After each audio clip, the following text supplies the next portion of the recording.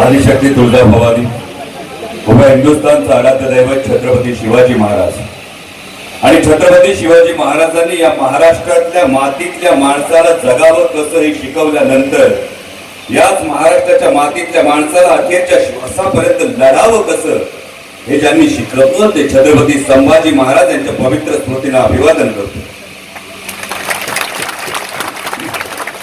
आज या घरच्या स्वागत मेळाव्यासाठी उपस्थित असलेले महाराष्ट्र राज्याचे माजी उपमुख्यमंत्री, माझे कायम मार्गदर्शक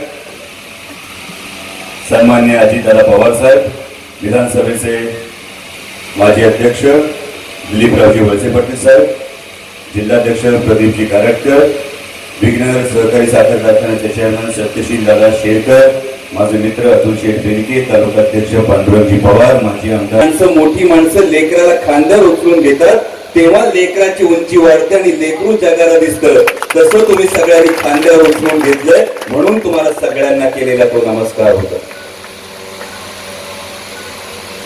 आणि खरोखर दादा आज या स्वागत मेळाव्याला आल्यानंतर खात्री पटली की गेली 5 वर्ष वेगवेगळ्या माध्यमातून तालुक्यात राजकीय कार्यक्रमांना हजेरी लावत होतो, पण इतक्या मोठ्या संख्येनं माझी माणसं माझ्या राजकीय कार्यक्रमाला आलेली पहिल्यांदा पाहिली। कारण बहुधा माझ्या माणसांना याची खात्री पटली की आता पोराचं भवितव्य योग्य आता सुरक्षित झालंय। मी आल्यानंतर अनेक पत्रकार बांधवांची इच्छा होती मी अनेक गोष्टींवर बोलावं,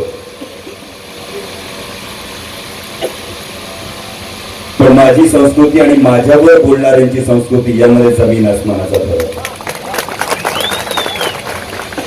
कारण माझ्या गावातून माझ्या तालुक्यातून ज्या छत्रपती शिवाजी महाराजांच्या भूमीतून मी लहानाचा मोठा झालो, जन्मलो, या भूमीत माझ्यावर संस्कार केलेला आहे की थोड्या मोठ्यांचा आदर करावा। मग कदाचित थोडा मोठा असलेले, वयानं वडील असलेले, त्यांचं जर बोलण्यात कदाचित तोल घसरत असेल तरी सुद्धा त्यांना तीच गोष्ट सोडून द्यावी, आपण मात्र त्यांचा आदर करावा। या भावनेतून, या संस्कारातून मी पुढे जातो, त्यामुळे कदाचित तुम्हाला वेगळं असं खाद्य मिळणार नाही।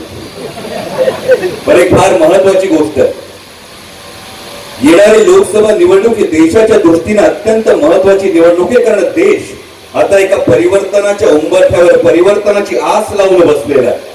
कशासाठी देश परिवर्तनाची आस लावून बसला? 2014 साली संपूर्ण देशानं एका विश्वासानं मतदान केलं होतं, विशेषतः महाराष्ट्रातल्या प्रत्येक मराठी माणसानं तर अति ठामपणे एका कॅचलाईनवर मतदान केलं होतं, छत्रपतींचा आशीर्वाद आणि देऊ यांना साथ, या एका कॅचलाईनवर मतदान केलं होतं।